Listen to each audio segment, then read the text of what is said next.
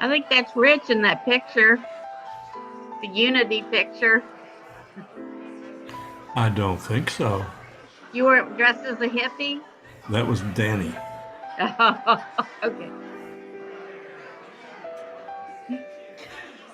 I'm not as flamboyant as Danny is.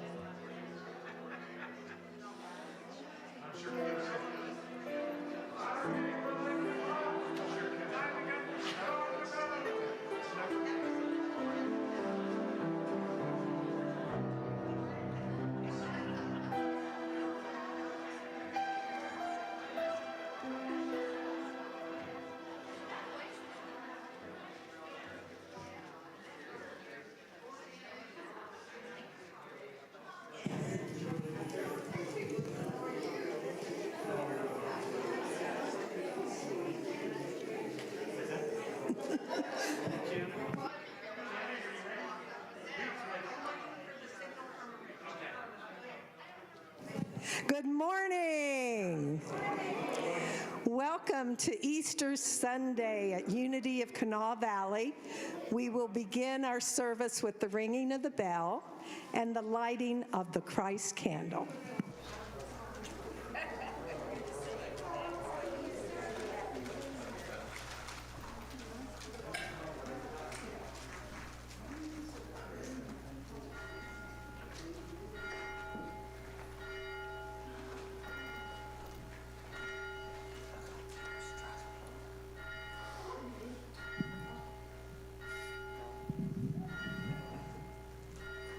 We ring this bell, we light this candle as a reminder of the Christ light that shines in each and every one of us.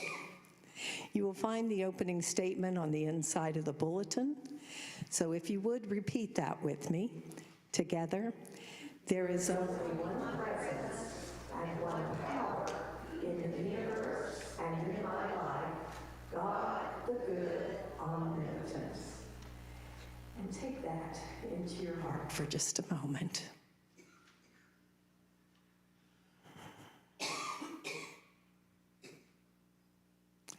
And then repeat it with me once more.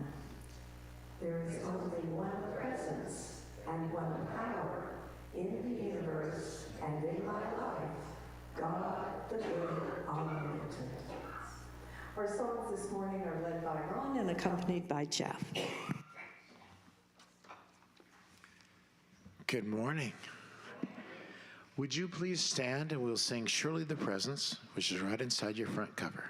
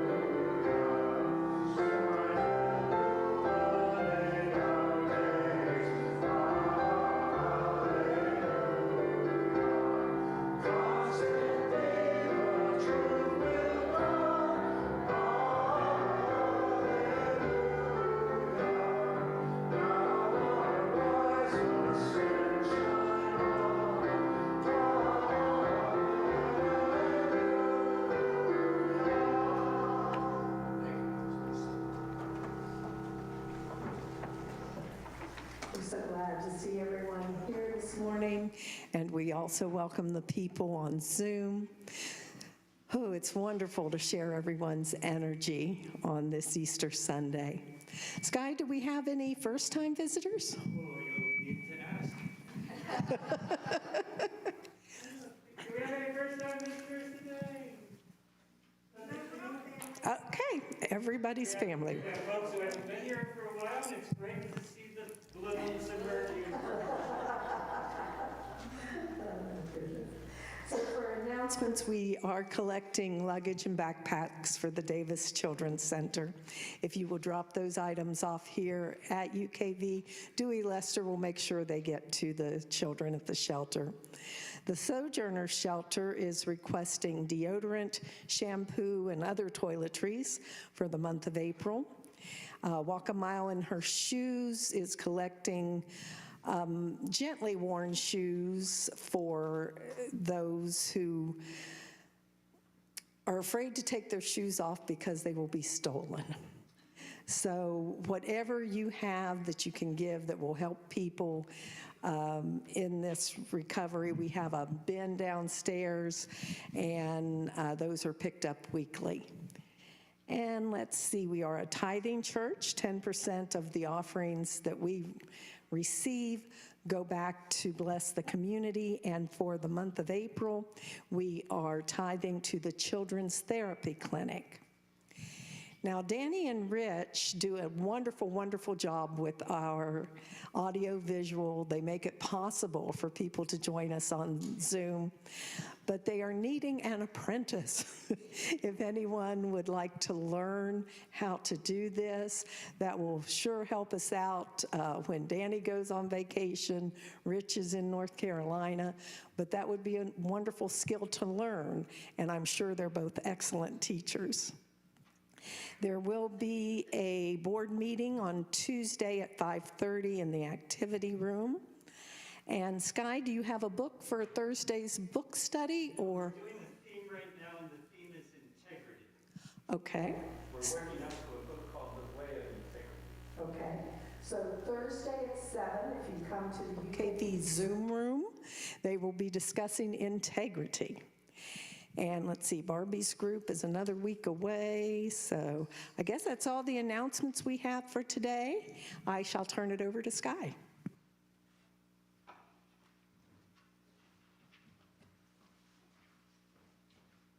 Wow, it's great to see you all. It's great to work.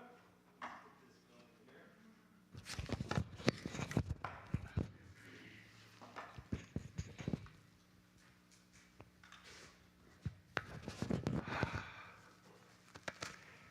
It's great to see you all. Great to see you. It's great to be here. It's great to see you if you're on Zoom. I just want to say hi to our Zoomers here. So good to see you all. Thank you for being with us.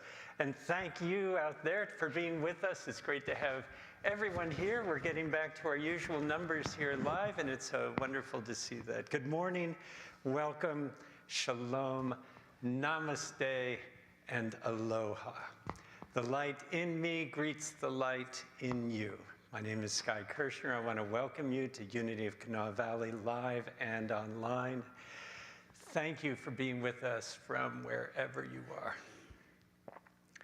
The mission of Unity of Kanawha Valley is to provide you with a welcoming Easter community of love, acceptance, and spiritual support. Have we mentioned the Easter eggs?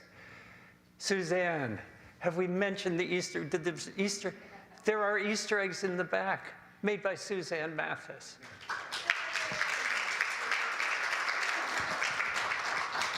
People are applauding because they know what that means. They're on the table back there. How many, do we have enough for everyone to have one, or first come, first serve, or?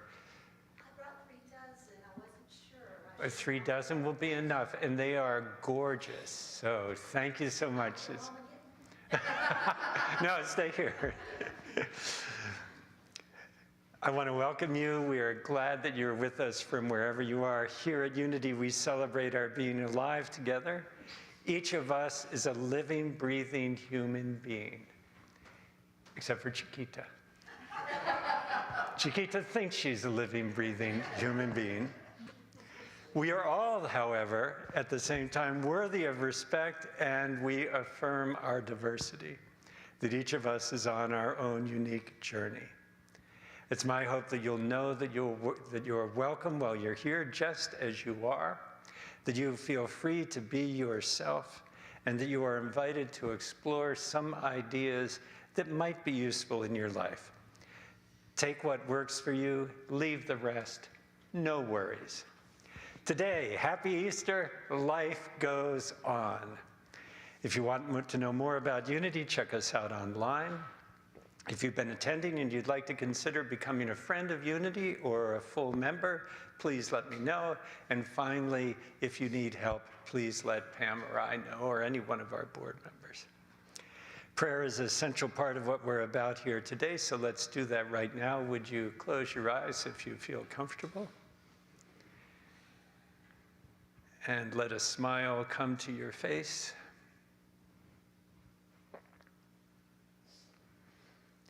And say to yourself silently, life goes on. No need to be afraid. Life goes on. No need to be afraid. And if you like, you could imagine you are standing or sitting in front of someone you love. You might be separated from that person by time, by space, by life and death. But imagine that you are in front of them, looking at them in their eyes, them looking back at you. And say to them, thank you for being part of my journey. Thank you for being a part of my journey.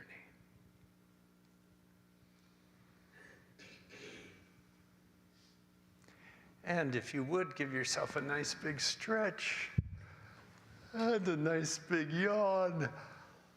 Turn to somebody near you and say to them, thank you for being in my life. Thank you for being in my life.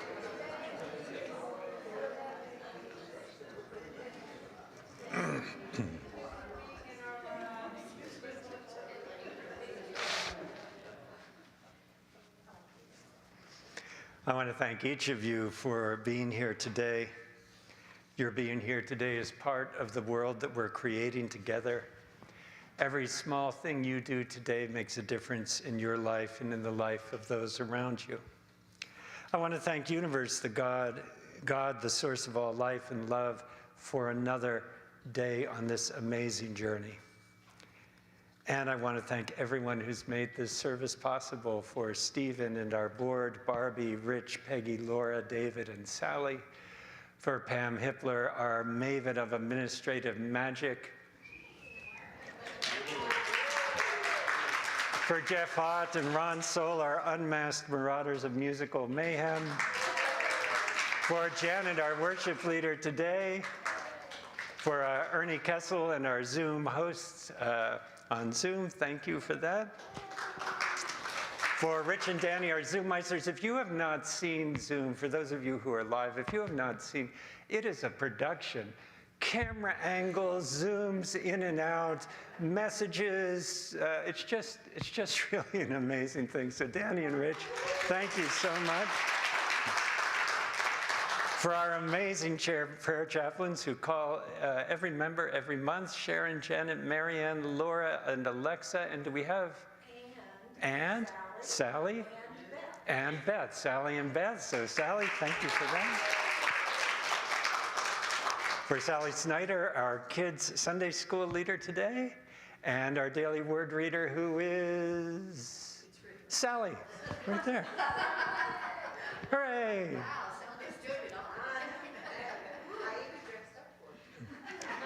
I want you to know that no pajamas today, right? I want you to know I continue to lift up every member and friend every day, and I'm so grateful to have the chance to walk with you on our journey together. And I want to remind you that God is our source. The pen is in your hand, and a new day is dawning for us all. Today, as we move into our prayer time, I want to remember Gary Markham, Patricia Richmond, and Laree Navio. Laree went into hospice at Memorial Hospital last night. I visited with she and Frank, and who came? Margaret from Sojourners. What's Margaret's? Margaret Taylor from Sojourners, who retired 2 weeks ago, came, and she and I sat with Laree while Frank ran home to get some things, and I'll be visiting with them again today as Laree prepares to make her transition. Her 2 nephews are arriving from California and Colorado today. And Judy also visited with Laree yesterday, so thank you for that, Judy. So let us move into a time of prayer.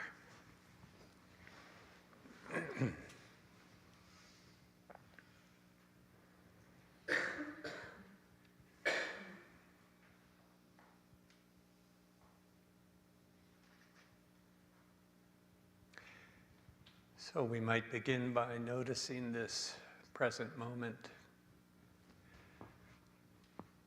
the feeling of the sun coming in through the windows, the sounds in the room, adjusting and shuffling,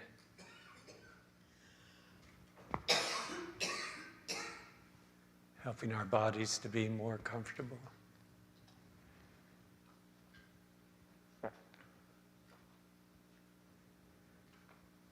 We might notice the experience of being alive in our bodies, the places of tension.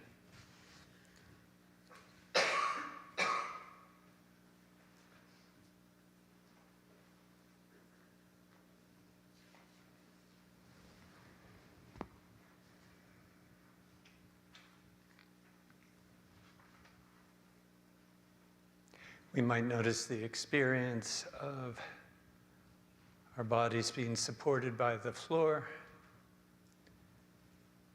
by the bench, by the pew.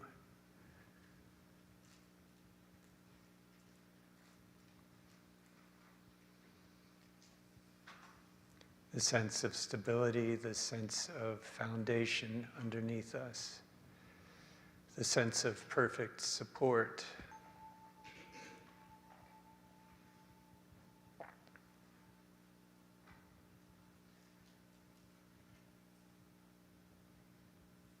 And we might notice our breathing.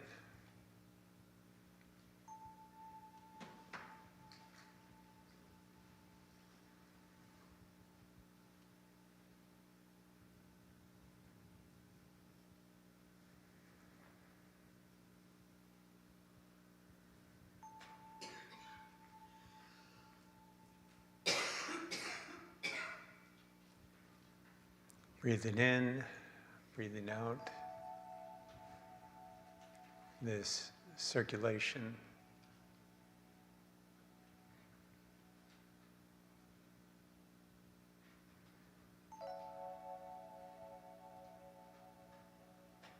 The breath in, holding it for a moment, letting the exchange within our lungs happen without our even noticing. The breathing out and the resting. This entire circulation, this exchange, this giving and receiving, becoming a metaphor and a symbol for all of life. All of life is giving and receiving. Taking in, holding on, letting go, and resting.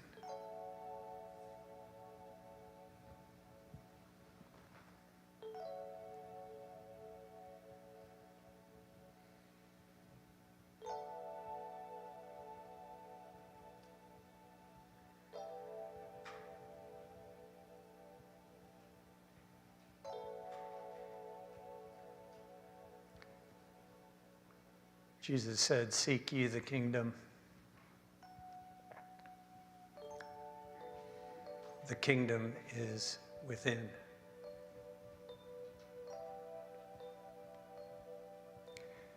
And so we wander through this spaciousness within us,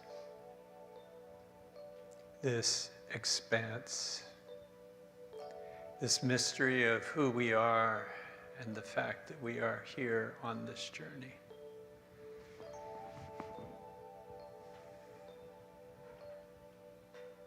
And we notice the qualities of this expansive place within us. The qualities of abundance and sufficiency, of having enough and of being enough.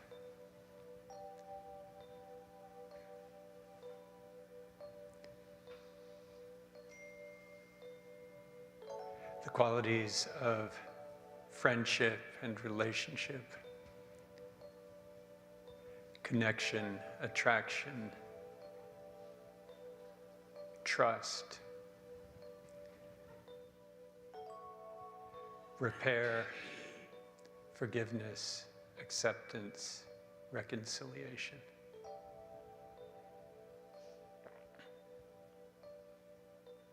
The qualities of healing, the qualities of acceptance,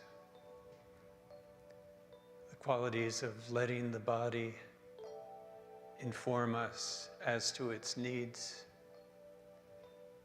and our willingness to accept the limitations that have been built into our systems.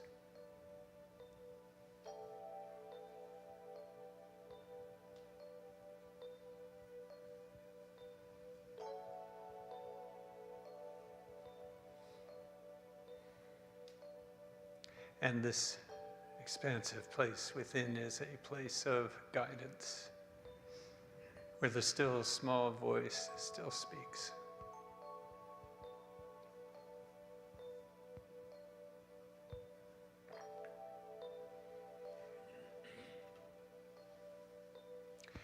And it's from this place that we reach out to anyone, anywhere, in any need or trouble. Those living in fear. Those living in pain. Those who are struggling with the next breath. Those who are fleeing violence and oppression. Those who are waiting for Justin.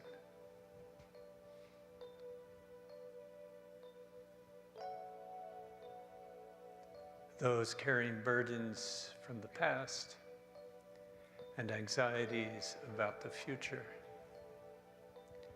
We here in this present moment reach out to you. We are holding you in our hearts and in our mind's eye. We see you lifted up and surrounded by love.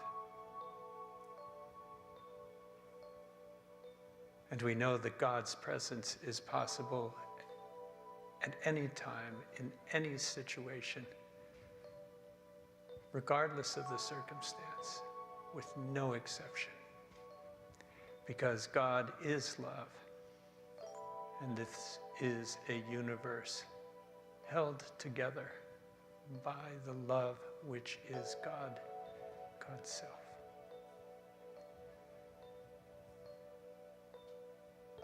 And for this, we are grateful.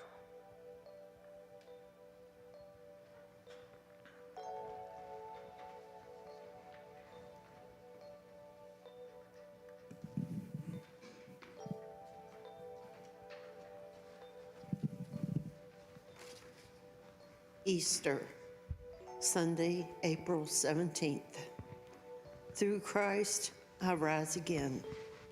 On this glorious Easter Sunday, the sun rises on the new day.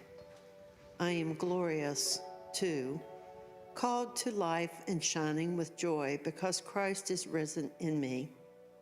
Just as the stone was rolled away to be revealed an empty tomb where Jesus' crucified body had been, I roll away the stones of all that has kept me entombed and leave my crucifixion experiences behind.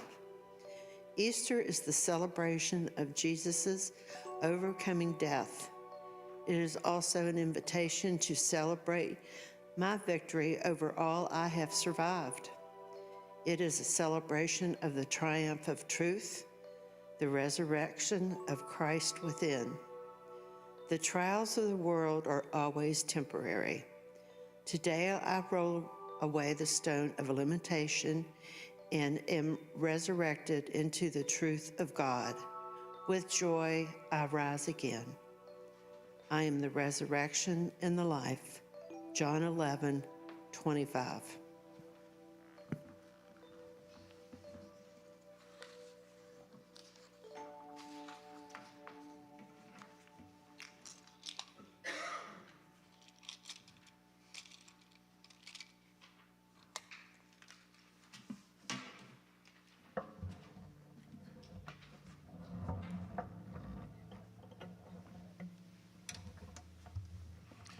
This is a song written by Michael Martin Murphey, which I've loved for years. Wasn't written for this purpose, but I've always thought it was a perfect Easter song called Waking Up. Oops.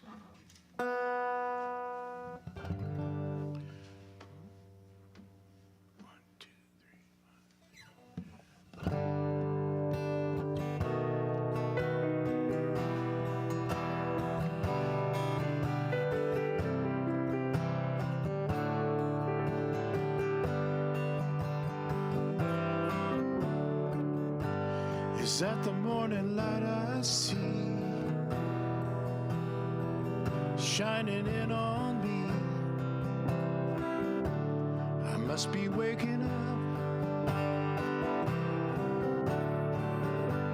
It's been so long since I've seen daybreak. I must be awake again. I don't want to sleep through my whole life. I don't want to lose my soul in the night. I just want to sing to the morning light. I must be waking up.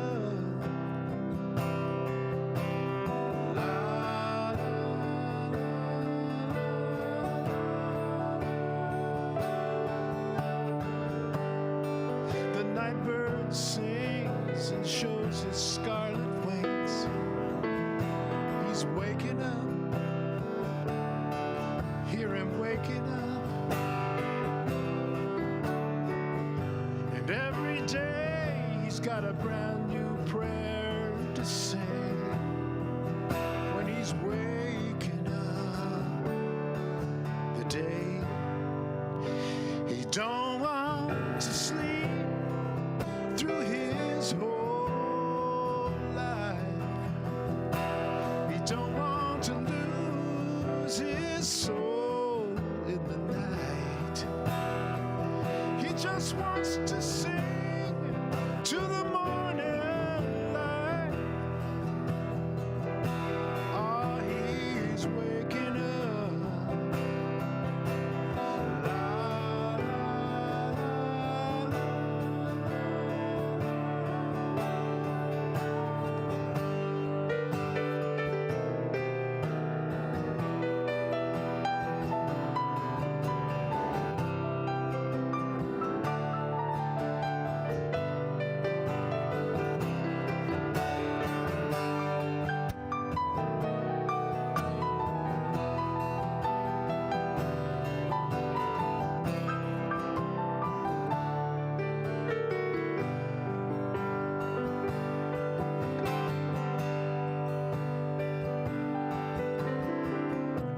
Is that the morning light I see shining in on you and me. We must be waking up. It's been so long since this world has seen daybreak. We must be awake this time. We don't want to sleep through our whole lives. We don't want to lose this world in the night.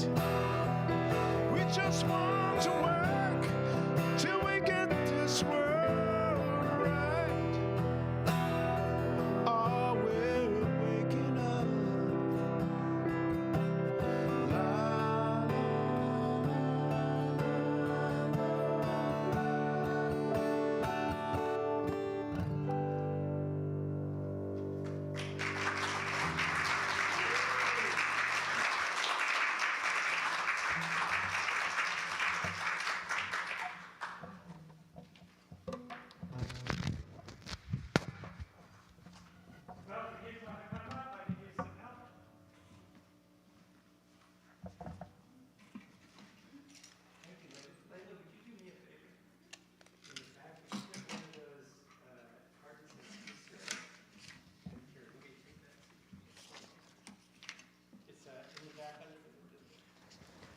Hey, Reed. How you doing? Good.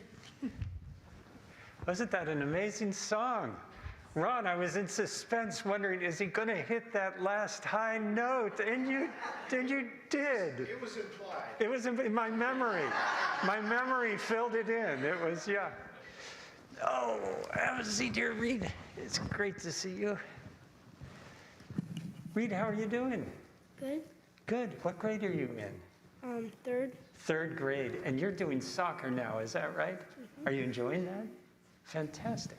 Layla, thank you so much. Come on over here next to me. Eggs. And Layla, do you want to say your name? My name is Layla. Yes, it is. And what grade are you in?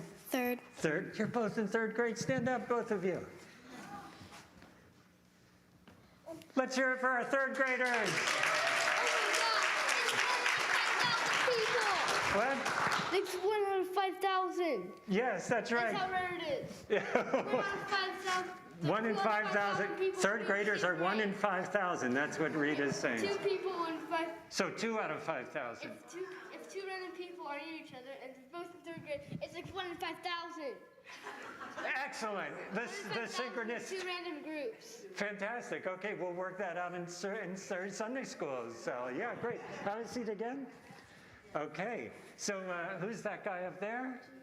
Jesus. How's he looking today? Happy. He's looking happy today. That's Jesus back there. How's he looking back there? He's looking happy. No, that's the day before he dies. It's a pretty sad day for him. He's probably worried.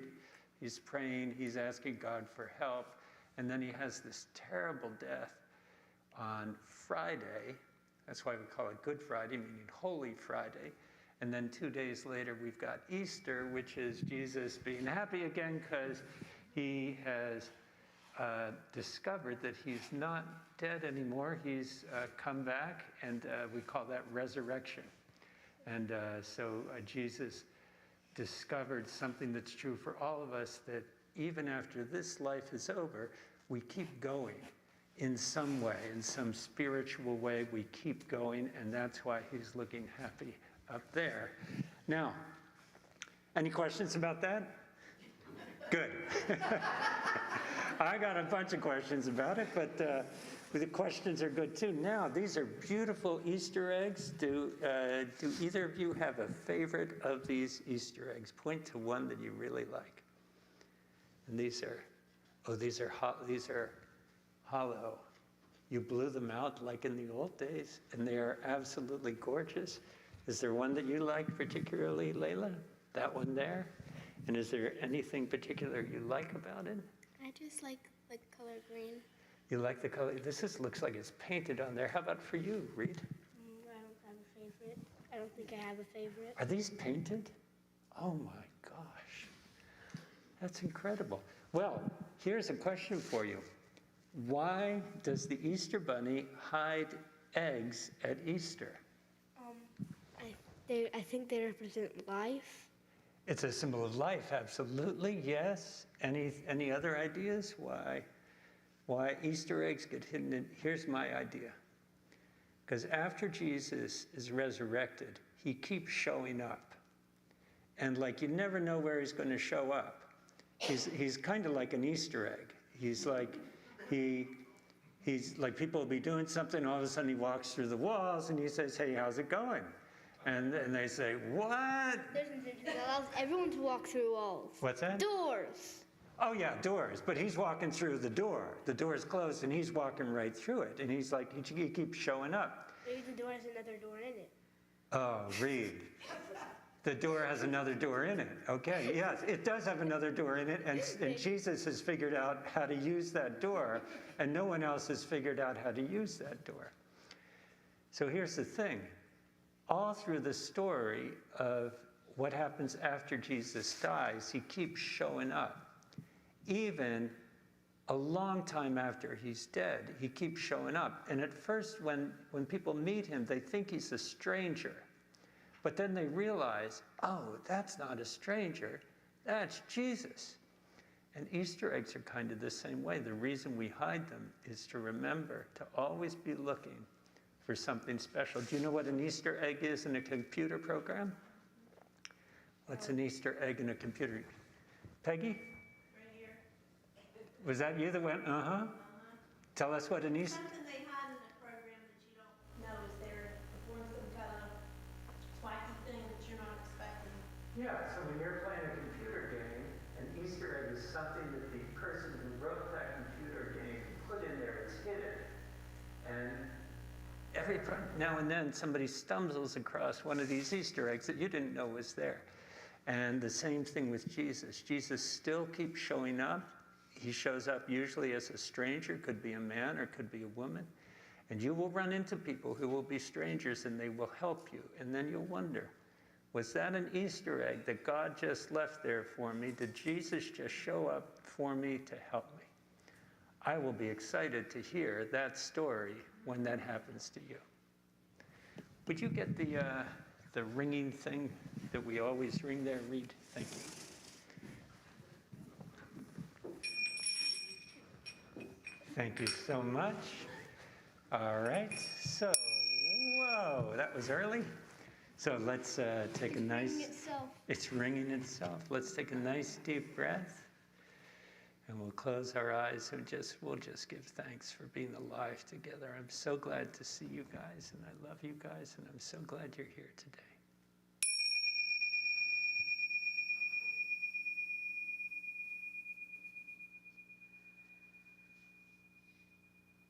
Can you still hear it?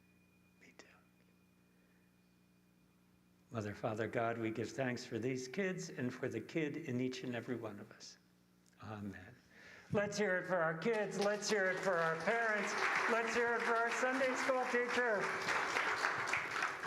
Oh, you guys can go in the back if you want.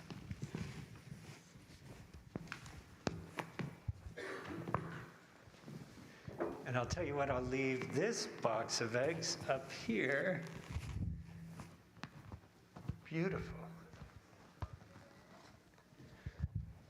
Oh.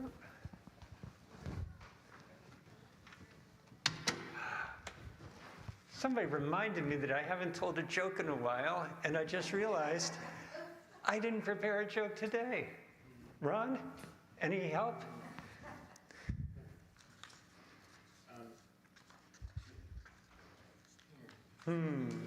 Sorry, I know, it's on the spot. Well, I've got a music joke. That's Excellent. not prepared. So as you know, if you're a musician, there are several people who play different instruments that take a lot of abuse. The worst one is a banjo player, but bagpipe players get this a lot too, and accordion. And the accordion, okay. For instance, you know, the definition of a gentleman is someone who knows how to play the bagpipes but doesn't. But on Mountain Stage, a couple of weeks ago, we got to play with this amazing Italian guitar player named Beppe Gambetta. And he played in all these open tunings, which means he had to retune his guitar in between each song. So he said, after the first song, he said, and I'm going to do it in my really very bad Italian accent. He says, I have been assured that this part of the program will not be on the radio. So I will take this opportunity to be silly. What is the similarity between a banjo and a hand grenade? In both instances, by the time you hear the sound, it's too late.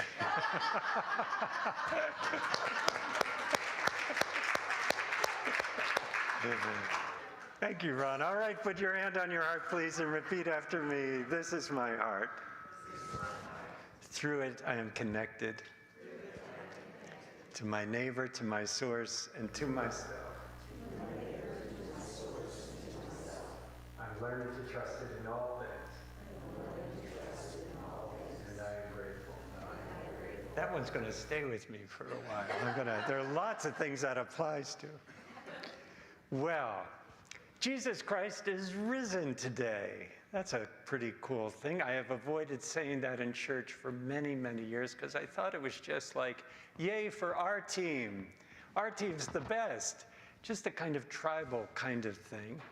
But I am warming up to the idea. I know this is probably like shocking. Yeah, but Jesus reminds us that death is not the end of the story. Jesus' resurrection reminds us that death is not the end of the story, and it's not the end of our story. Now, as far as I can tell, reading the Unity authors, the idea, you could say the fact that Jesus is risen, or the idea that Jesus is resurrected from the dead, is not based on what he believed. And it is not based on how he acted. As far as I can tell from the Unity authors, it's not a reward for being a good son of God. Jesus being resurrected or risen into new life, his afterlife, is built into his DNA. In fact, it's built into all of our DNA. It's a part of who we are. The fact that Jesus is reborn into a new life is, as Eric Butterworth says and Charles Fillmore say, Jesus is not the great exception. Jesus is the great example.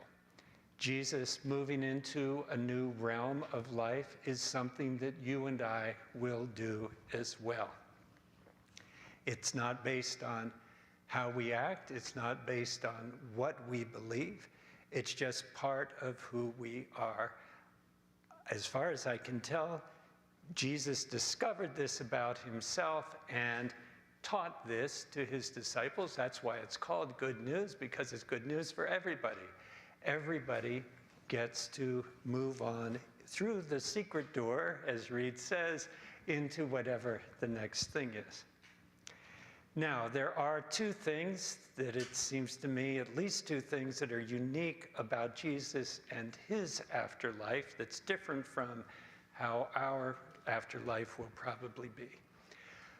First is, his body's missing, right? In his afterlife, when he's resurrected, his body is gone. We go into the garden tomb, the empty tomb. The tomb's empty. The angel's there. The angel says, "Don't be afraid. He's not here." And I don't think that's going to happen to me. I'm probably going to be cremated, but if I was buried, I don't think my body's going to be gone as I move into a new life. The other thing that's kind of strange about this thing about where did his body go is that when he shows up, even that morning, the first people that see him in all the Gospels are the women.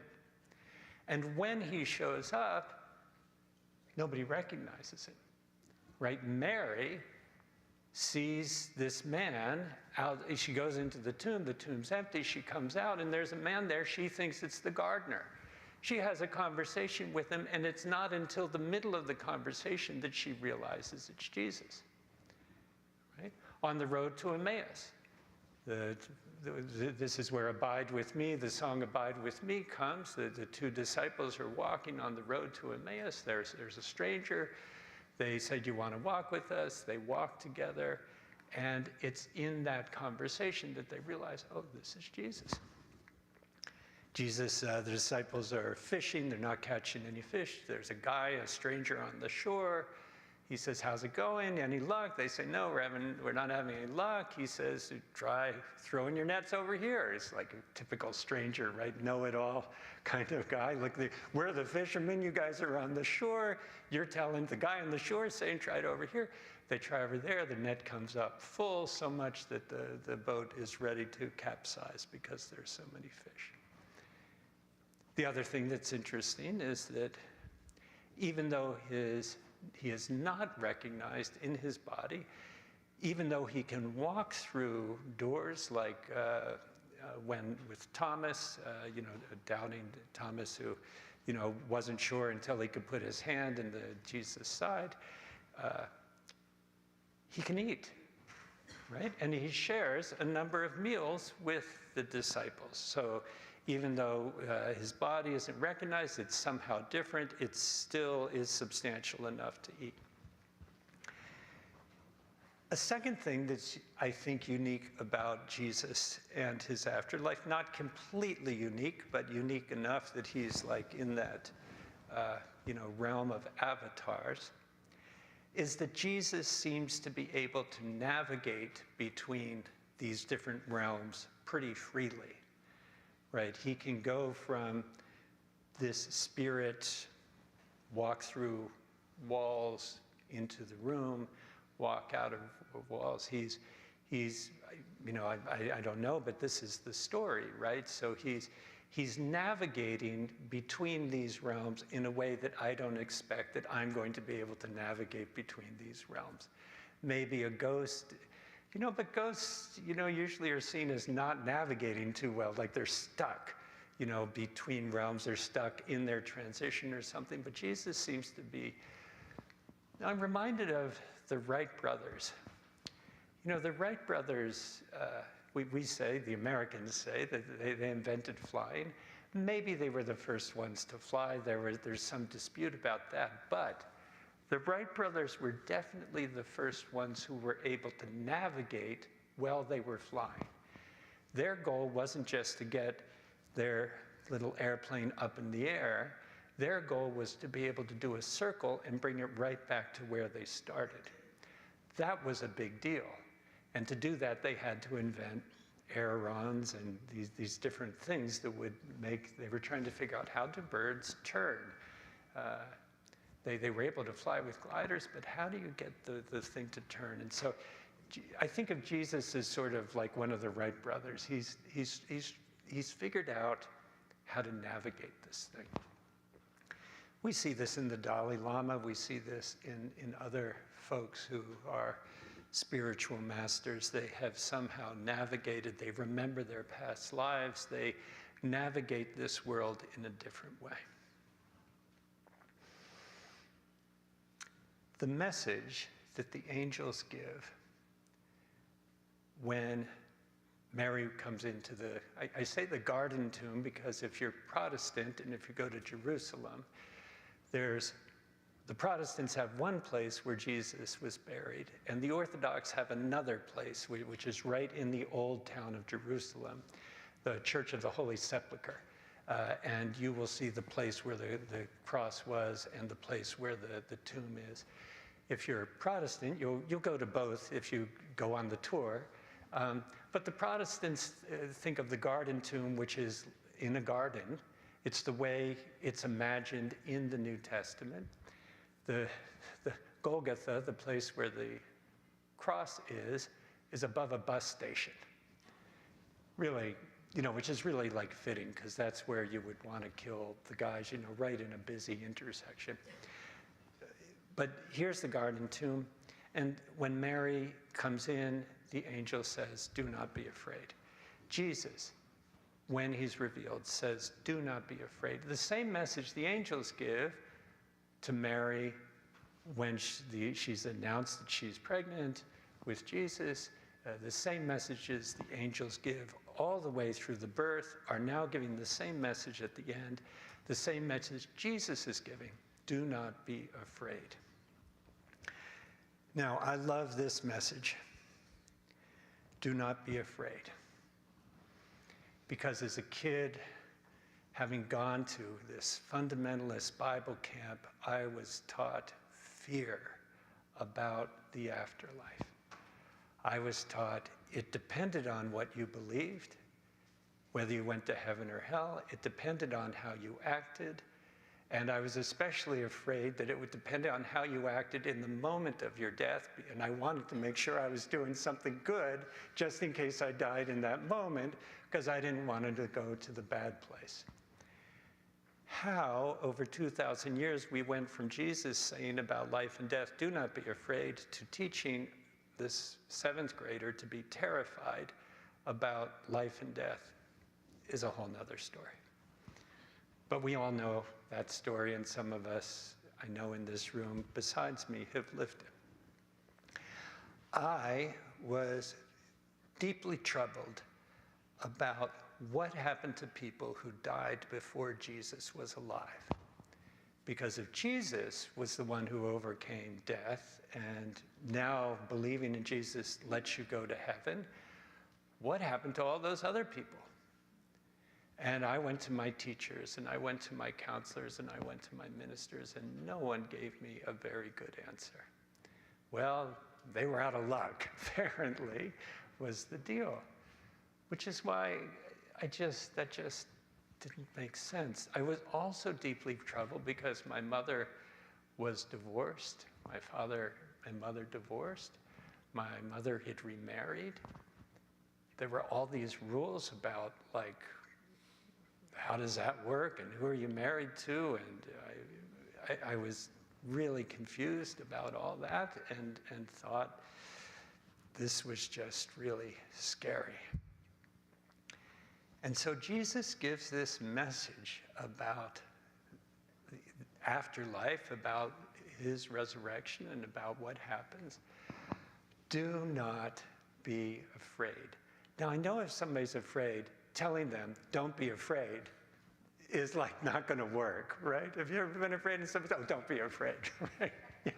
Yeah, thanks a lot. Much better to say, I understand that you're afraid, and it's going to be okay. You can be afraid, and it's going to be okay. And everybody's going to be okay. Everybody is going to be okay. Jesus, when he is meeting with folks in his resurrected form, you might notice in the stories, there isn't a lot of detail about where he was and what it's like. Have you noticed that? It's like nobody says, hey, what was death like? It doesn't seem to be important. The important elements of every one of the stories of Jesus reappearing to the disciples and then to the 500 and to all these different groups isn't the metaphysics of what happens. The important part of the message is be not afraid. It's going to be okay. Everybody's going to be okay. His teachings all have to do with this world. His teachings have to do with kindness and caring for each other and for love of our planet and our sisters and our brothers. Even his teachings as the risen Christ have to do with calmness and peace and not being afraid. As some of you know, I was out west for the past week in New Mexico. My wife and I had a wonderful time. We flew into Denver and just drove down into Taos and Santa Fe. We went to Bandelier National Monument, which is one of the cliff pueblos, people living there 10,000 years ago. 10,000 years ago, right? And all of these amazing churches. We went to this one church outside, I don't know where it was. We were just driving through the desert, and here's this church. And we go in, and there's like this tour, and we kind of join in with the tour, and we come to this crucifix. It's Jesus on a nailed to the cross. This is the bloodiest crucifix I have ever seen. Jesus is just strewn. There are streaks of blood all over him. And the guy is explaining why this is. The people at this time, before the Christian conquistadors came, were still practicing sacrifice. And in their tradition, the Aztec and the Toltec and the Mayan tradition, as you know, there was a practice of human sacrifice. Just like in Jesus' time, there was the practice of animal sacrifice. If you were Jewish, you would take your animals to the temple, and the priest would sacrifice, kill the animals, blood sacrifice. I don't really get blood sacrifice. I don't kind of understand that, but it is a worldwide phenomenon of the earliest religious traditions of human beings. And so as the tour guide was explaining this, why this crucifix of Jesus is streaked with blood all over, he said, in the attempts to bring Christianity to these native peoples here, the native peoples of the United States who were practicing human sacrifice, the idea that Jesus was the last sacrifice that you would need was a pretty attractive idea, right? You don't need to do those other sacrifices anymore because you got this guy who was sufficient for everybody. Now, this isn't unity kind of theology, this sufficiency idea. Many of us grew up with the idea that Jesus had to die as a sacrifice for our sins. That's not a unity idea either, but it was just really interesting to me that here was a way of saying, you don't have to do these human sacrifices anymore because this is the last one. And I was really kind of intrigued by that. Sorry, there was just a little tangent there, just a little off-road. But many of us grew up with the idea that Jesus died so that you don't have to. And I think I've usually avoided that idea, but this week I was reminded, oh, there are people who that's an important message to, that Jesus died so you don't have to offer your kids up or your livestock up as a sacrifice. More important part of the story, Georgia O'Keeffe. Ghost Ranch. This is way out in New Mexico. This is the place where she lived and she painted. And Maria and I went on the Georgia O'Keeffe landscape tour. This was awesome. You get in the bus and they take you to the places where she painted these amazing landscapes. And the tour guide brings the painting that she painted, and the tour guide is standing right in front of the mesa or the hill or whatever that she painted. And here is this, it was just awesome. And so we're going on this tour, and every now and then we get out, and here's this, and she shows the painting, and she talks about it, and the light, and all this. It was really awesome. So at one point, the bus stops, and we all get out, and we're standing in front of this dead juniper tree. Juniper trees are from the cedar family. They sort of look like driftwood. If you took a big driftwood log and you planted it in the ground, you'd say that's a juniper tree. I mean, they're just like dead. So we're standing in front of this dead juniper tree, and this beautiful, and then she pulls out the painting, and the painting is of this juniper tree, this dead juniper tree. And in the painting, it's just as dead looking. This juniper tree was painted in 1920. And now 102 years, it's the exact same juniper tree, dead, planted there in the ground. And guess what? It ain't dead. It's not dead, right? We were walking past Ron's from New Mexico, right? You would have thought there's no way that thing is alive. But it's still alive. And we went up to it, and you could see these little pieces of green still working. And I just thought, that just blew me away. Here's this 100-year-old piece of something, and I would have sworn that it was dead and gone, but do not be afraid. There was new life still within it. I don't have much further to go with that other than to say, I'm so glad to be here with you. I'm so glad for the teachings of Jesus that teach us that no matter what's going on in our lives, no matter what pain or what suffering or what joy or happiness we have, this is an impermanent life that we're in transition. This is a stepping stone, and whatever happens next, I'm sure that the words, "do not be afraid," will apply. Thank you for letting me be here and for letting me bring this message. And who is Laura?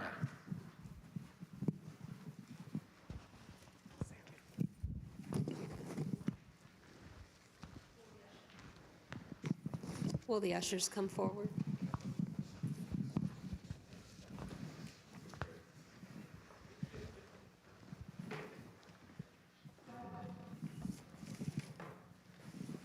And will you read with me the offering blessing from your bulletin?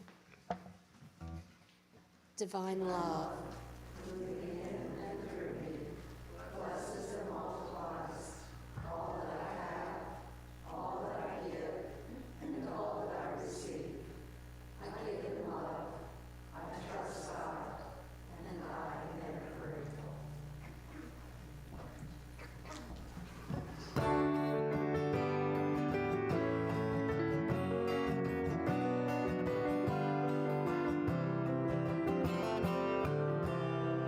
Morning has broken like the first morning.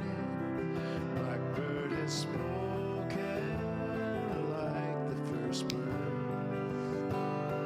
Praise for the singing, praise for the morning, praise for the springing fresh from the word.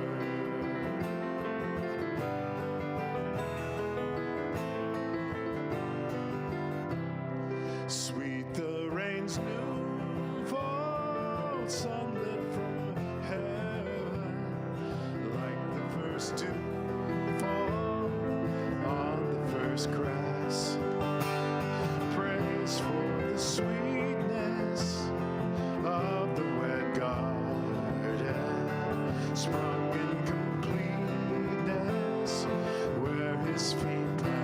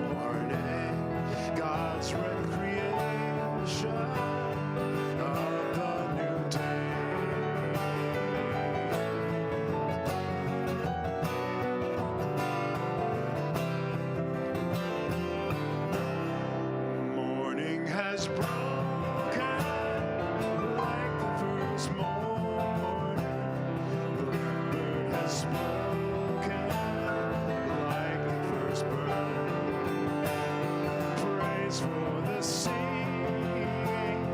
praise for the morning, praise for the spring, fresh from the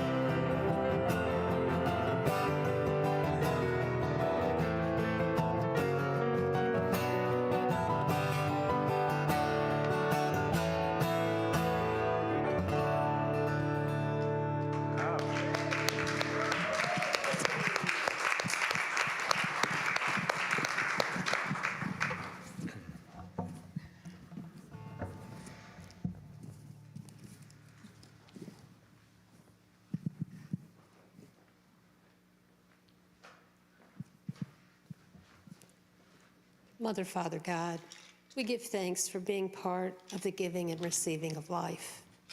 And we remember that in this moment, we have the breath of life.